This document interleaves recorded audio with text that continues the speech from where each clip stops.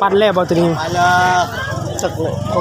อยู่เฮือนเนาะอยู่เฮือนแขกของแขกอันนี้บ่ของแขกเขาแบ่งแขกโอ้สบายดีเด้อมันชวนมาดองมื้อนี้เนาะโอ้มาดองไปที่ว่ามึงลงลาอะไรลานี่ก็ได้เคยมาได้สวรรค์ว้าตัวไก่พุ่นเนาะมาแต่สวรรค์พุ่นเลยพอดองมาแต่สวรรค์เราเชื่อที่ข้างเราดุนแดงไปเชื่ออันนี้ลูกเคยเบิ่งลูกชายลูกเคยโอ้ลูกเคยเนาะใช่นัวมั้งว้าตัวลูกเคยมาแต่สวรรค์พุ่นเลยมาแต่สวรรค์เนาะแม่นมาแต่สวรรค์โอ้เมืองน้องใกล้ไปชาติมาตลอดชาตินี่กินนี่จะไม่อย่างโอ้ไม่อย่างคนมาแต่ไม่อย่างส่วนหลายนี่คนมาแต่สวรรค์แต่ว่านี่มันเคยโดนแล้วเราอยู่ปานจ้อยเลยอ่อนไหนก็ปานท่ามเดินอากามาเนาะเนาะ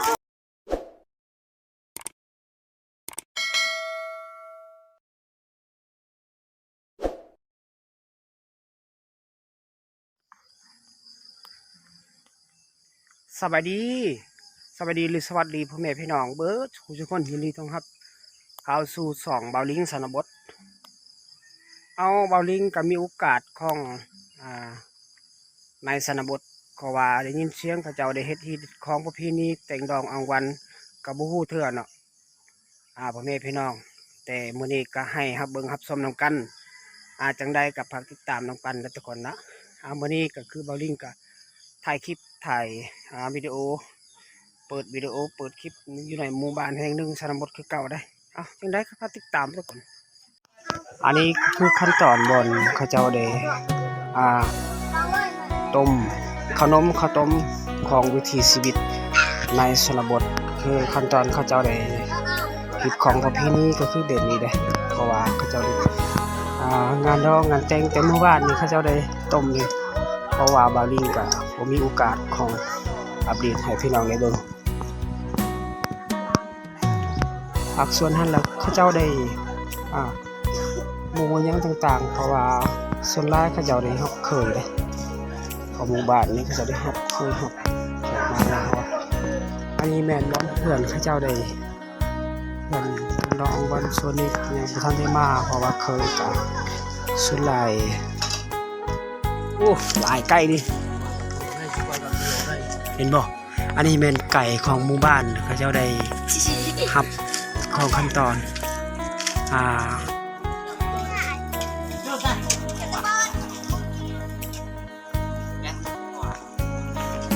มื้อนี้หมู่บ้านเจ้าได้ดองโอ้ดองมาที่ไส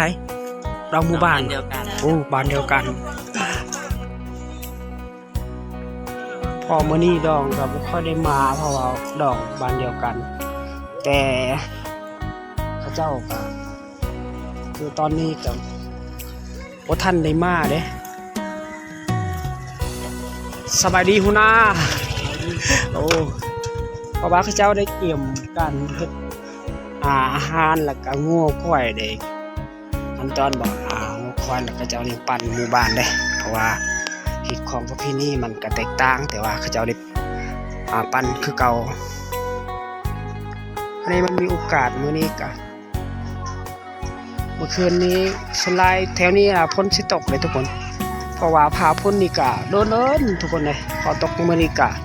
แห้งเติบผู้บอนเขาลิ้นกระตอก็มีน้ำเลยโอ้ตัวเอาอันวงนี่แมนวงเขาเจ้าได้เลี้ยงงัวเลี้ยงหมูแต่ก่อนละยังกันเลยเพราะว่าเขาเจ้าได้ปล่อยแบบนี้ได้พอส่วนหลายหมู่บ้านนี้เขาเจ้าได้เฮ็ดมันต้นทุกนั่นก็ส่วนหลายยันหมูแล้วก็ควายลักกินเลยพอหมู่บ้านนี้เขาเจ้าได้ปล่อยสัตว์เลี้ยงก็มีแต่เสาๆทุกคนพอส่วนภาคพุ่นก็มีสัตว์เลี้ยงเลยนี่แม่นสัตว์เลี้ยงเขาเจ้าแม่นเขาเจ้าได้ปล่อยไว้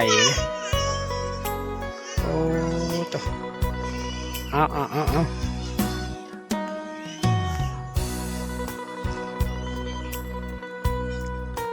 ส่วนหลายหมู่บ้านนี่ล่ะก็ ประสกรประมาณ8-9หลังคาเรือนนะทุกคนอันนี้แม่นบอลเขาเจ้าได้พักได้แซ่ออกเลยเพราะว่าส่วนร้ายเขาเจ้าได้พักแบบดังเดิมแบบนี้เด้เขาเจ้าได้เฮ็ดแต่ส่วนร้ายอยู่ในเรือนกับบุคคลได้อยู่มีพักใส่แบบนี้เลย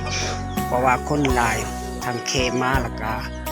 ทางคนหมู่บ้านเนี่ยเขาเจ้าได้เฮ็ดที่เด็ดคลองก็ต้องอยู่เต็มตารางดินแบบนี้เขาเจ้าได้เฮ็ดตู้เป็นนี้ยังกันเลยได้พร้อมวันนี้ก็ไปเคยก็ยังบ่ทันได้มา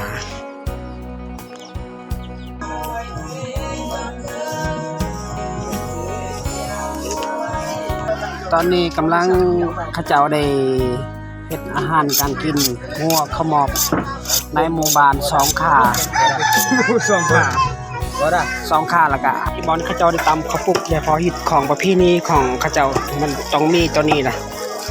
เพราะว่าฮิตของนี่มื้อนี้ก็งานดองงานแต่งไปเคยก็ยังบ่ทันได้มาเพราะเขาเจ้าได้เตรียมพร้อมการฮิตการของในประเพณีในชนบทเป็นอาหารก็นี่มาพี่น้องมาพี่น้องมาแซ่บๆเนาะมากินมาที่เช้าบ่เช้าที่เช้าเนาะฮอดค่ำข้าวเลยยังบ่ได้กินข้าวซ้ำโอ้อันนี้เป็นหัวหน้าใหญ่เด้อนี่เด้อเอาทุกคนเลยความมื้อนี้เขาเจ้าได้ไปฮิตไปคล้องไปดองไปงานแต่งในชนบทคือเก่าคือเดิมพอฮิตของประเพณีแต่ส่วนหลายอยู่ภาคนี้แม่นฮิตของสเตียนและเขาเจ้าน่ะฮิตประเพณีของชนบทได้เพราะว่าก็เลยเขาเจ้าได้ไปดองงานกับหมู่บ้านแห่งหนึ่งชนบทนี่บ่ค่อยได้เห็นก็ให้พี่น้อง FC หลายคนพอติดตามรับชมแต่วิถีชีวิตของเขาเจ้าก็ต้องมีนี่เด้ต้องมีอันเครื่องของแบบนี้เลยเพราะว่าฮิตของประเพณีของเขาเจ้าคันว่าบ่มีตัวนี้มันก็บ่ค่อยได้ดีได้พอมีชุดนี้แม่นถ้วยมันยังกันเลยนี่โตอันนี้เป็นคนหมู่บ้านเนี่ยเขาเจ้าได้ไปดองมื้อนี้ก็มีโอกาสเอาทางใดก็เอาติดตามนํกันพองานแต่งงานดอกในชนบทกับบอัปเดตมื้อนี้แล้วให้พี่น้องได้เบิ่งได้ชมพอภาคนี้แม่นฮิตของสเตียนอยู่ภาคนี้เป็นฮิตของพี่บุรุษของเขาเจ้าปีพอพี่แม่แล้วก็แต่เที่ยวนี้น่ะส่วนหลายบ่แม่นว่าเขาเจ้าวัฒนธรรมถือได้ว่าถือพี่ถือหยังก็ต่างๆทุกคนเอาเพราะว่าทางหญิงก็ต้องอ่องไปเลยได้เพราะว่าผู้ชาวพวกมื้อนั้นเขาเจ้าได้อ่องนี่พอฮิตของนี่ก็ต้องมีอ่องแบบนี้เลย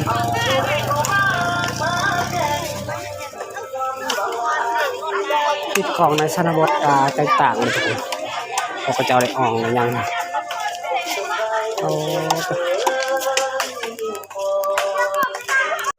บ่อนั่นแม่นบ่อนเขาเจ้าได้เฮ็ดอาหารข้าวงัวเมื่อคืนนี้เลยเพราะว่าบ่อนจุดนั้นเขาเจ้าได้ฆ่างัวฆ่าหยังกะแต่ว่าเสียงตู่ชนบทในทุกคนเลยพอครับเบิ่งครับส้มวิถีชีวิตในชนบทดำรงชีวิตของหมู่บ้านนี้เขาเจ้าได้ดำรงชีวิตก็คือแบบนี้เลยพอเฮ็ดของประเพณีแล้วก็เขาก็เจ้าไปดองไปหยังกันแบบนี้ในชนบทนะพอเบลลิงก็บ่ค่อยได้เห็นในชนบทมันคือแตกต่างเลยทุกคนเพราะฮิตของประเพณีเนี่ยมันหลายอย่างหลายที่สุดหลายแนวเลยพอมื้อนี้งานดองก็มันก็บ่คืองานดองส่วนหลายงานดองเขาจัดเป็นลำวงเขาจัดเป็นที่เรียบร้อยแล้วก็มีเป็นมีหยังต่างๆแต่ช่วงภาคนี้ก็ยังบ่ค่อยได้เป็นบ่ค่อยได้ดีเพราะว่าอันทางไผเฮือนของเจ้าสาวมันฤทธิ์เสถียรเขาเจ้าถือพี่มันตั้งหากพอภาคนี้มันถือพี่ถือหยังกะเขาจำฮีจำคองแล้วหลังจากมันมีหมู่มีคู่หลายคนเลยพออยู่บ่อนทันทีไปดองไปหยังเอาทุกคนได้พอภาคนี้มันภาคงัวควายในชาวบ้านเด้เขาเจ้าช่วงนี้ก็เขาเจ้าบ่ทันได้เลี้ยงบ่จันได้ปล่อยเด้แต่ว่าส่วนภาคนี้เขาเจ้าบ่ได้ละได้งัวควายเขาเจ้าได้เลี้ยงได้พอฤดูนี้แล้วฤดูพาพ้นอากาศก็ มันมีเขาเจ้าบ่ได้ปลูกข้าวแล้วก็ปลูกมันตอกมันต้นแล้วเขาเจ้าบ่ได้ละเด้งูควายกะ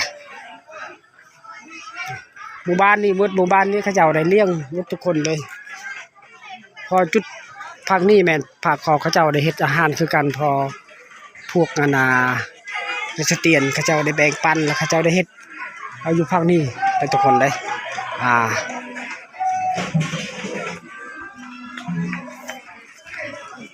เมื่อนี้ก็มาอัปเดตบรรยากาศของหมู่บ้านในชนบทห่างไกลสกรีห่างจากตัวเมือง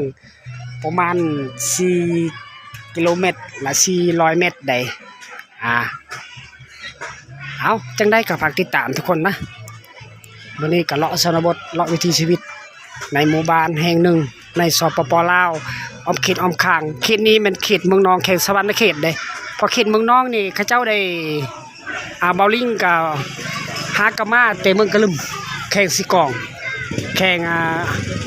เมืองกะลึมแข่งสั่งกอกเบาลิงก็ลืมเลย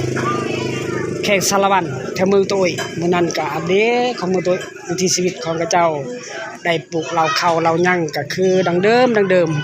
อันนี้แม่นหมู่บ้านละปีดเมืองหนองแข่งสวรรณเขตเขาเจ้าดำรงชีวิตมื้อนี้ไปงานดองงานแต่ง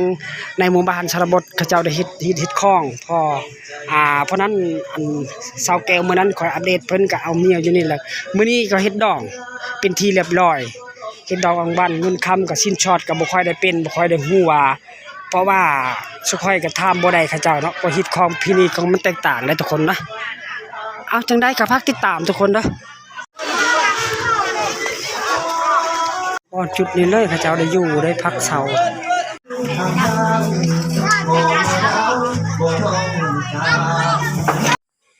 เอาหมู่บ้านนี้เขาเจ้าได้ผ้าเฮ็ดกันยังเลยได้เพราะว่าช่วงนี้เห็นผ้าพ่นก็มีผ้าพ่นเลยได้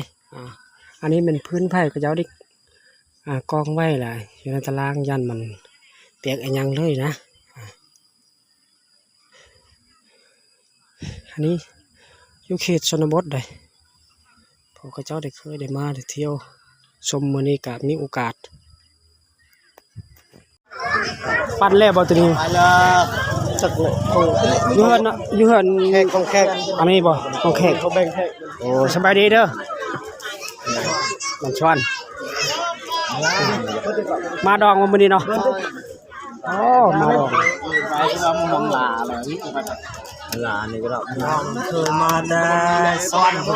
ว้าตกไก่พุ่นเนาะมาแต่สวรรค์พุ่นเลยพอดองมาแต่สวรรค์เราเจอที่ข้างเราดุนแหงไปเจออันนี้ลูกเคยเบิ่งลูกชายลูกเคยโอ้ลูกเคยเนาะชายนัวว้าตัวลูกเคยมาแต่สวรรค์พุ่นเลยมาแต่สวรรค์เนาะแม่นมาแต่สวรรค์โอ้เมืองนองใกล้มาตลอดค่ะนี่กินนี่จะไม่อย่างไม่อย่างคนมาแต่ไม่อย่างส่วนลายนี่คนมาแต่สวรรค์แต่ว่านี่มันเคยโดนแล้วเราอยู่ปานจอยเลยอ่อนไหนก็ปานท่ามอากามาเนาะ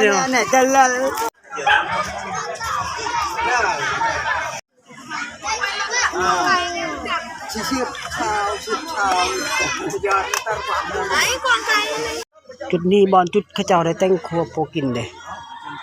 พอนี่อาหารการกินแล้วข้าเจ้าได้แต่งตัวโคกินในบอลจุดนี้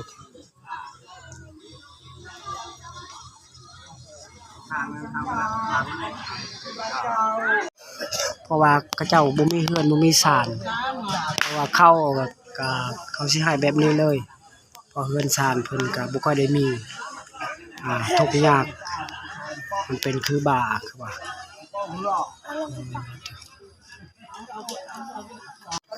เจมุตงานนี่มุตงานเยอะมุตงานไปใกล้มุกโตไปละจะให้เจ้าเล่นอันนี้ทางเจ้าเคยเขาให้เงินแต่ครั้งแรกเจ้าเลยให้ปกติก็เลยเขียนให้สิ้นกับนี่ตาโตkayak tak sengkai ni kan pian tak tiak we ti kuman. Yo